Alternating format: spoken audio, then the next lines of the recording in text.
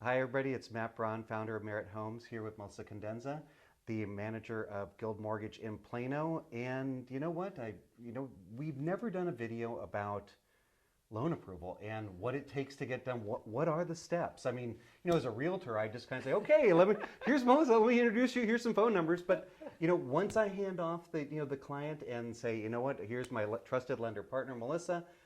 What happens? I mean, kind of walk us through the process that our clients are going to be going through in order to get pre-approved for a loan. Sure, absolutely, which is not as painful as it might. Well, you might hear it is. Well, thankful for that.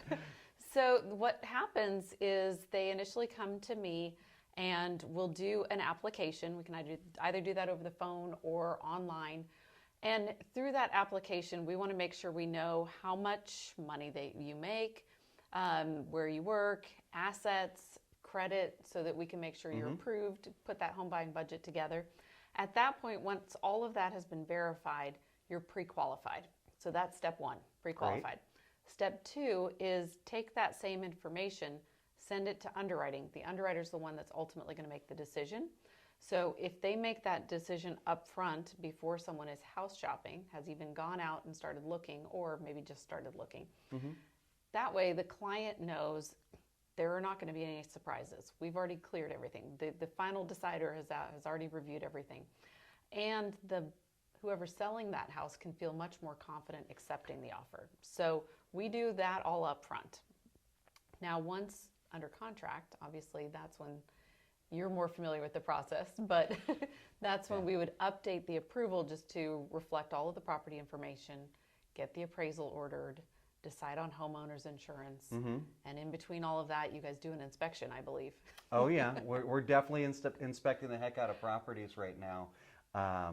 Yeah, absolutely. Always recommend inspections. But you know what? Paperwork. Yes. Are you guys still requiring like the third grade report card and everything, or how monstrous or ominous is the paperwork that's involved? You know what? Good question, because it's actually changed a lot. So there are a lot of third-party sources that we can rely on for that documentation.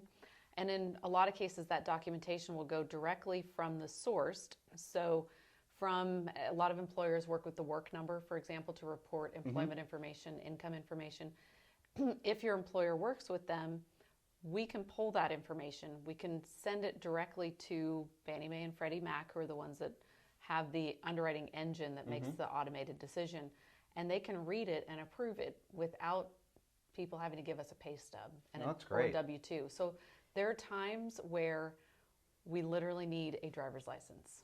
We can verify bank statements electronically now, and sometimes we can verify income through the bank statements. Wow. We can verify rent history through the bank statements.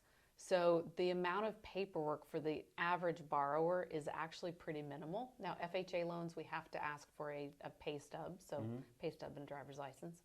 And then I will say the exception is self-employed borrowers. Right, right, always. That's going to be as ominous as probably anyone could imagine. So last 2 years of tax returns, and if that doesn't work, 12 or 24 months of bank statements. So there are a lot of options for self-employed borrowers, but all of them involve more paperwork. Yeah, unfortunately. Yeah. But that's one of the things when you're self-employed. A lot of things are different, and good and bad. But that's okay. And it's even though it's additional paperwork, it is still doable. And I think both of us have gotten plenty of people who are self-employed into homes in the last 12 months. And but I do like that kind of driver's license option now. I don't know. That sounds really tempting. Trade self-employment for just having to do the driver's licensing. I don't know. I do like that, though. It's good. It is a very nice way to do a loan, I have to say. Yeah, I love that. Well, I love that it's not a lot of paperwork, and I appreciate you taking time to explain the process. And you know what? If you want to go ahead and get started with Melissa, down below is her contact information, and we'll put you guys in touch, and we can get you into a home.